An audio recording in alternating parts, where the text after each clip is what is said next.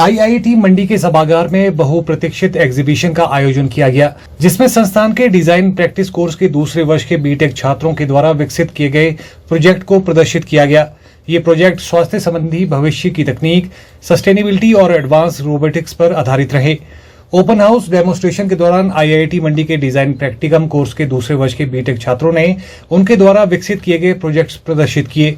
इसमें बहुत से ऐसे प्रोजेक्ट भी शामिल रहे जो कि सामाजिक सरोकार से जुड़े हुए हैं, जिन तकनीकों के उपयोग से भविष्य में आम लोगों को फायदा मिल सकता है और उनके लिए वरदान साबित हो सकते हैं। इस बहुप्रतीक्षित एग्जीबिशन के आयोजन के विषय में जानकारी देते हुए आईआईटी मंडी के मैकेनिकल इंजीनियरिंग के सहायक प्रोफेसर डॉक्टर गजेंद्र ने बताया कि डिजाइन प्रैक्टिकम में 42 प्रोजेक्ट प्रदर्शित किए गए हैं, जिनमें मेडिकल टेक्नोलॉजी, इंजीनियरिंग फील्ड और सामाजिक सरोकार से जुड़ी समस्याओं पर आधारित प्रोजेक्ट्स भी शामिल हैं। हमने एक ऑस्कल्टेशन के लिए मॉडल बनाया। ऑस्कल्टेशन एक बेसिक प्रोसीजर होता है। जब भी आप डॉक्टर के पास जाते हैं तो डॉक्टर सबसे पहला काम ये करता है कि वो स्टेथोस्कोप लगाएगा और वो चेक करेगा कि आपकी हार्ट बीट वगैरह कैसे चल रही है या आपका ब्रीदिंग कैसा चल रहा है। तो जब वो चेक कर रहा होता है तो बेसिकली वो सुनना चाहता है कि आप जब ब्रीथ कर रहे हो तो उसकी आवाज़ कैसी आ रही है। उस आवाज़ से डॉक्टर ये पता करता है कि कहीं आपको निमोनिया तो नहीं है या फिर कहीं आपको सर्दी तो नहीं है, क्योंकि हर एक बीमारी की आवाज़ अलग अलग होती है।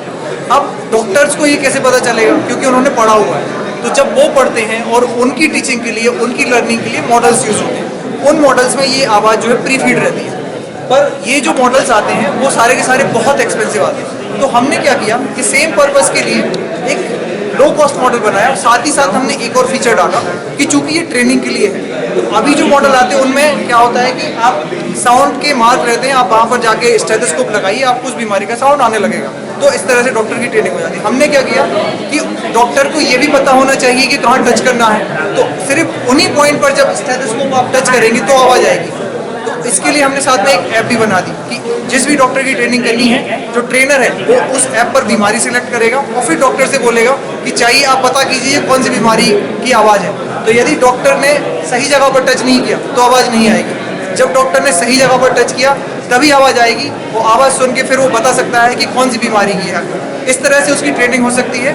और ये मॉडल सारा का सारा ट्रेनिंग पर्पस के लिए, जो हमारे यहाँ, क्योंकि एमबीबीएस कॉलेजेस की संख्या तो बढ़ती जा रही है पर हमारी बजट तो लिमिटेड है, तो हमें ऐसे नए नए सॉल्यूशंस लेके आने पड़ेंगे कि जो हम सारे के सारे एमबीबीएस कॉलेज में डिस्ट्रीब्यूट कर पाएँ और हमारे डॉक्टर्स को अच्छी तरह से ट्रेन कर पाएँ। उसी के लिए हमने बनाया।